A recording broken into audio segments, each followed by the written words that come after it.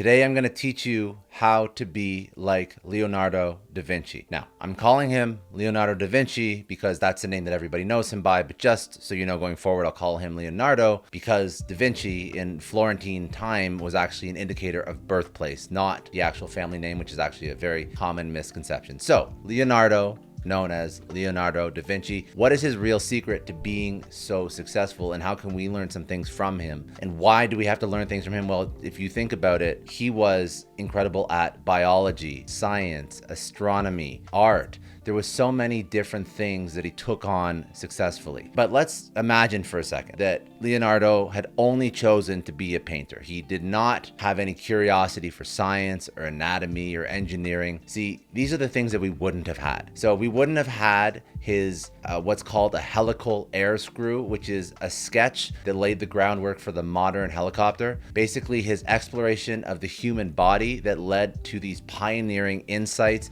into the circulatory system and the detailed structure of muscles and bones that would have never been done, at least not by him. The Vitruvian Man would have never been created. This is that iconic picture of a man that is the fusion of art and science and the study of human proportions. His early tank designs and his visionary concept of concentrated solar power wouldn't have been discovered. See, when I was doing research into Leonardo da Vinci, him as a polymath, this really hit me. He was like really the ultimate Renaissance man. And 500 years later, he still inspires people. His curiosity still really inspires me. And he shows why expanding our perspective unlocks this incredible level of creativity. Because most peers, way back when Leonardo was an artist, was focused on painting. And a very comparable society to the type of society we have now, where everybody is focused on one thing. Most other artists, painters, way back then, were focused on painting every single day. This was not how Leonardo operated. See, his interests, the best way to describe it, the analogy is a messy spider web. They spanned art, anatomy, flight, botany, geology, engineering, everything. See, he had this obsession du jour. He just followed his curiosity every single day. And at his core was this insatiable hunger to understand the world and to push boundaries. See, he didn't just paint the Mona Lisa and call it a day. He crossed disciplines like a mad scientist. He mixed optics, biology, and art to pioneer new techniques with light and perspective. He studied bird flight to inspire his own flying machines. And like you and me, he lived in a world of intense specialization. Everybody specializes, everybody niches down, everybody focuses on that one thing, which it works to a degree, but he knew creativity compounds when all these different worlds collide. And we're so focused by traditional education, by our parents, by whatever we think is right, to really narrow down on a niche. You think about specializations. Even in school, we're supposed to specialize. As a doctor, as a lawyer, we're told to specialize. In our career, we're specializing because how else do you get ahead, right? But that works, again, to an extent, but Leonardo's cross-pollinating method really shows another way that I don't think many people explore. Because innovation,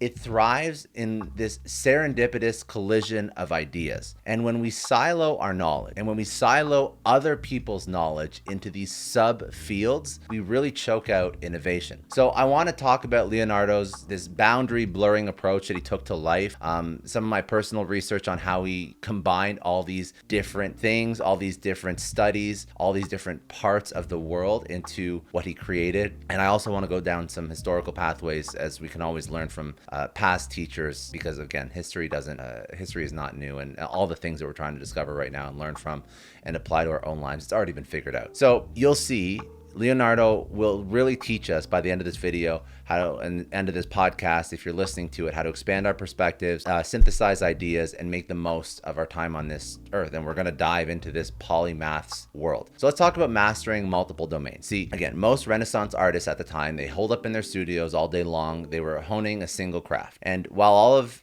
Leonardo's peers focused on a single speciality, he bridged art, science, engineering. For example, the flying machines that he created. He visualized these. He designed musical instruments. He studied the optics, drew connections to painting with light and shadow. He sketched biological systems like the human embryo and the cardiovascular anatomy. He analyzed systems like turbulent water flows and principles of friction. He designed functional machines and prototypes from armored vehicles to calculators. He overcame the specialist generalist paradox. And what this is, it's a paradox that was noted by the management scholar Ikujiro Nonaka. And it goes something like this. The specialist, without some kind of general contextual knowledge, falls prey to the narrowness and the sterility of the ivory tower, and the generalist, without specialized knowledge, readily falls into dilettantism. So you can see that, and dilettantism just means like if you don't have specialized knowledge, it's really a better word, maybe amateurism, a lack of a level of significant skill associated, because again, you're just generalized across all these different fields, like jack of all trades. So Leonardo, he avoided both by pursuing expertise across tons of different fields while connecting the dots between them. So for example, he studied art representing the human form and then learned anatomy itself through dissection. He brought an engineer's mindset to painting by pioneering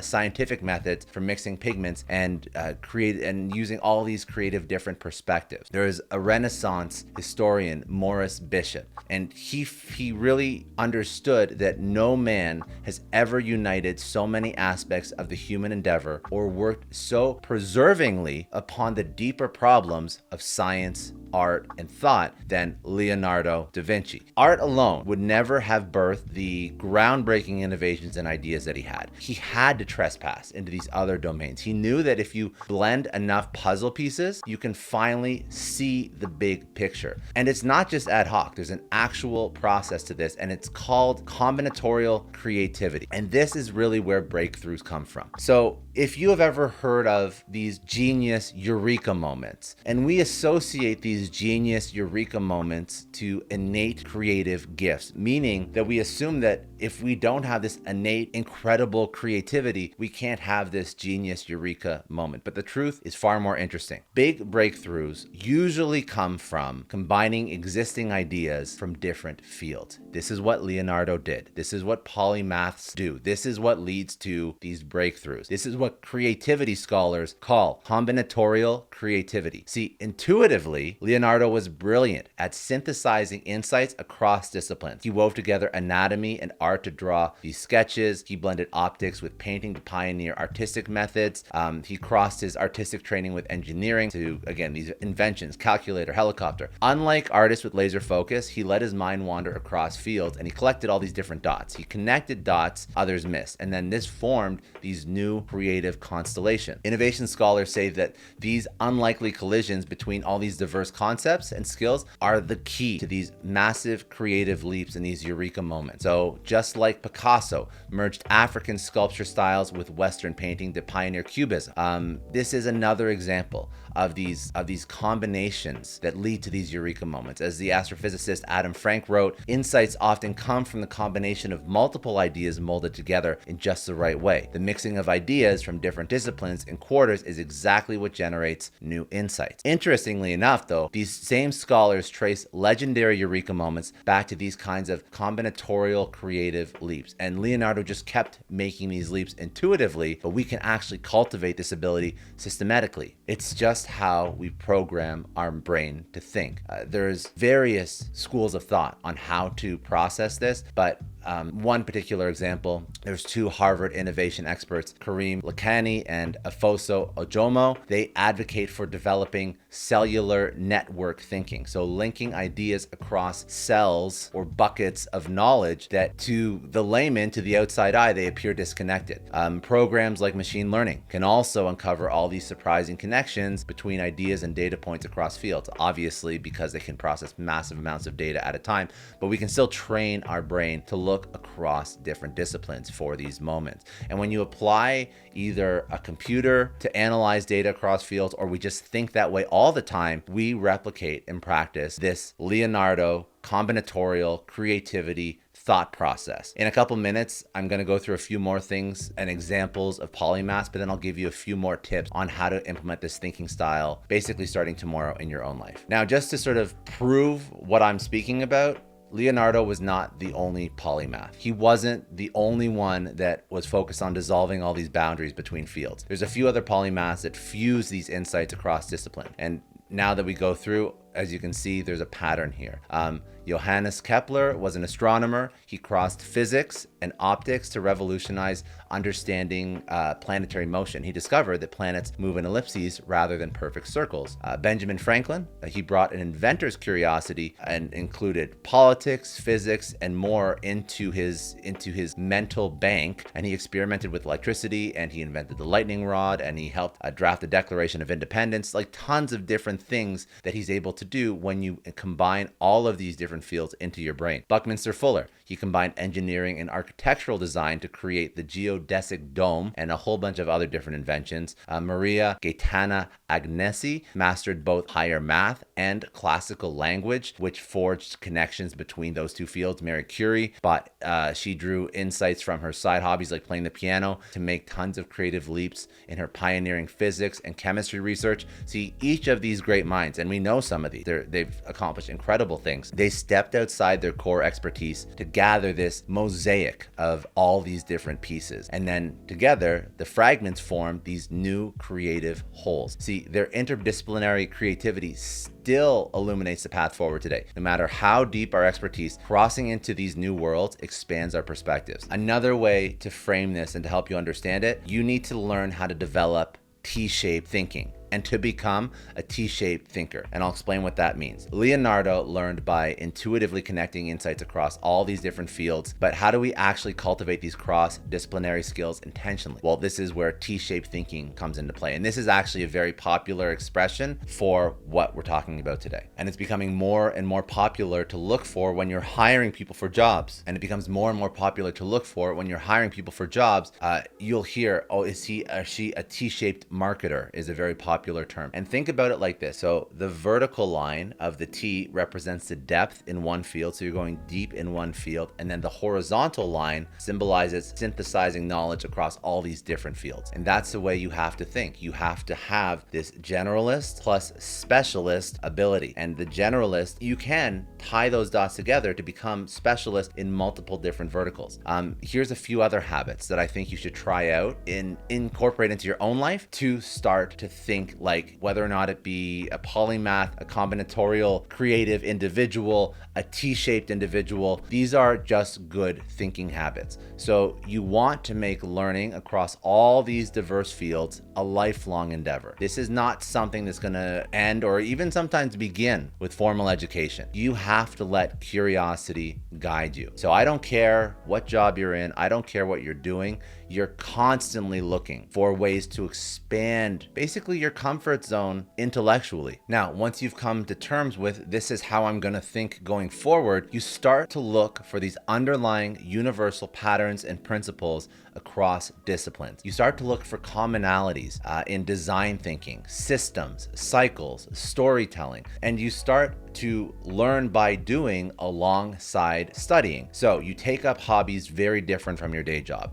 For example, personally, piano has taught me very useful skills, and there's useful skills that I would have never learned just reading books or doing my job, whatever it is. You start to observe how systems work across these different fields. You start to study diverse phenomena in nature, in business, society, technology. You start to see patterns if you really start to pay attention. And you start to have these open-ended conversations with people that are modern polymaths. Again, upgrade your network. It's so important, but you're going to see people that do this effectively. You know, there's people in your life that have mastered their domain and they could be known for something, but they're the people that if you speak to about any topic, they have a smart, educated opinion, and you start to hear hints of them tying it back to other domains, and they draw analogies and they draw context in ways that I don't know how else to describe it. It just feels like their knowledge bank is endless. Those people are modern polymaths, even if they don't know that they are, but they're individuals that think across different disciplines and notice these different trends, these different similarities. And these are the people that you should surround yourself with, but also speak about how they avoid information silos, and then turn your personal interests into useful data points that can help you improve and inform your perspective. So let passion passions like painting or music or studying nature. Let it inform your perspective on the world, on your interactions, on how you communicate, on how you make money, on how you view politics, on how you view religion, on how you view your personal meaning of life, on success, on fulfillment, on happiness. You let all these things just learn through osmosis is the best way I can put it. Put yourself into circumstances and in front of information that constantly challenge and widen your perspective. Also, you want to focus on mental flexibility to be able to switch between different modes of thinking. So you have to be able to dive into details for a variety of reasons on whatever it is you're studying, but you also have to have the ability to zoom out for a big picture view of whatever it is you're trying to learn more about. Another good way to sort of sharpen your polymath mindset is to host or listen into debate ideas and debate sessions from all these different worlds. You start to get thoughts colliding. You'll start to expand your knowledge network. You're going to bring new perspectives and points of view in and people with new mental models into your life. Remember, this polymath combinatorial thinking T-shaped mindset, it keeps you agile as the world changes. So you combine depth with interdisciplinary breadth, and together they unlock this very powerful mind and a ton of creativity. A couple more things just to take home with you if you want to try these out. So maintain an anti-library of books on unfamiliar topics so you can browse. You will hear some of the smartest people in the world when they ask what their favorite book is. For example, as a business leader, they will name a book that is a biography of somebody, or a religious text, or a text on strategy, or it could be a text completely outside the realm of business, but you can start to see how the person thinks. So they look for things outside of what their core competency is. You can set time aside to connect with people and just talk through ideas. This is tying back to the debate concept, but maybe it's not a formalized debate. But your hobbies and your pastimes can include time when you sit down and just converse and chat with people and brainstorm and think tank and mastermind. If you are running a business, have different teams in different parts of your company exchange progress, insights, ideas, so that your business also includes this combinatorial T-shaped mindset. Go to conferences in different industries, gather fresh perspectives. This is a great way to learn new things. Consume news from people that speak about mental models, that speak about diverse thinking. Consume news and social media content and wherever you get your content from people that have different points of view, from leaders in different fields. If you're trying to do some problem solving in your business, use lateral thinking techniques to generate ideas without too many constraints. You can sketch out concept maps showing how ideas relate across domains. Again, network is key. Bring people into your life that do think this way. And when you regularly cross-train these interdisciplinary muscles, you'll expand the creativity capabilities you have over time. You perceive more dots and you better connect with them easier when you are perpetually curious. Remember, combinatorial thinking, polymath thinking, T-shaped thinking is the art of mixing and matching different elements to create something new and useful. It helps us solve problems, it helps us generate insights, unleash creativity, but how can we improve and measure it? This is one tool that you can use. I call it the combination score, and the idea is that we have a score that reflects how diverse and effective our combinations are and our thinking processes. So a lot of factors that are out of our control, but a lot of our thinking score depends on us. So our habits, our daily habits, can raise or lower our score. So you can raise your score by increasing variety. So you're exploring elements from all these different domains. You're always thinking about how do I basically raise my score, as well as improving effectiveness. So evaluating your combinations for originality, usefulness, and value, and just assign an arbitrary number. It's not a hard and fast framework, but it will help you think in the right mindset. And then you'll lower your score by reducing variety. So you're sticking to elements and learning from things in your same domain, or lowering effectiveness. So ignoring your combinations for originality, usefulness, and value, and just write down your score in terms of activities which push you one way or the other throughout a day, and then you will start to see in a day in the life of which way do you skew. How is your thinking going in the right direction or not? Because those who really master combinatorial thinking, they do this all the time. They seek variety in the elements of learning that they take in every single day.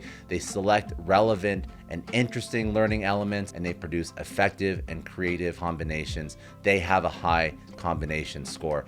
And it's something that you may have to learn how to do. But once you start thinking this way and incorporating these things into your life, you'll notice that you'll start to see dots across all these different disciplines, which is the goal, which makes you a stronger thinker. So remember the combination score rule. When making a combination, when thinking about what to study, choose the option with the highest score. Ask yourself, where is my variety and effectiveness the greatest, and go there. Why is this so important? Outside of just being smarter, why is this so important? Outside of just thinking differently, because the winds of change are blowing. See, we are truly entering a new renaissance. We are fusing tech's exponential rise with humanity's ancient creative spirit. AI, gene editing, quantum science. These wild frontiers are actually happening as we speak. And we are, as a society, no longer constrained by what's merely possible. The impossible is possible. Even though you'll watch this video, you'll listen to this podcast, and many of us will try and start to adopt some of these principles, the people that really think differently, they're truly rare. This video is for the 0.01%, because breaking free of over-specialization, it means swimming against the tide. It means going against how we were raised. But I would argue that it's worth it, because in the future, combinatorial thinking will be more of a need to have than a nice to have. This is also how we fight back against AI. And as more minds expand, mental walls will crumble, society's mental walls will crumble, and we will have another renaissance. Like Leonardo, they will connect arts and sciences, they'll blur cognitive boundaries, and they'll let new ideas flourish. The people that take this seriously, that think this way, because great collaboration, ideas, they really do await across globally if we break free of siloed thinking. Leonardo showed us how knowledge across disciplines amplifies creativity. Connecting different domains breeds revelation. His genius grew from exploring broadly. Let's do the same and expand our perspectives.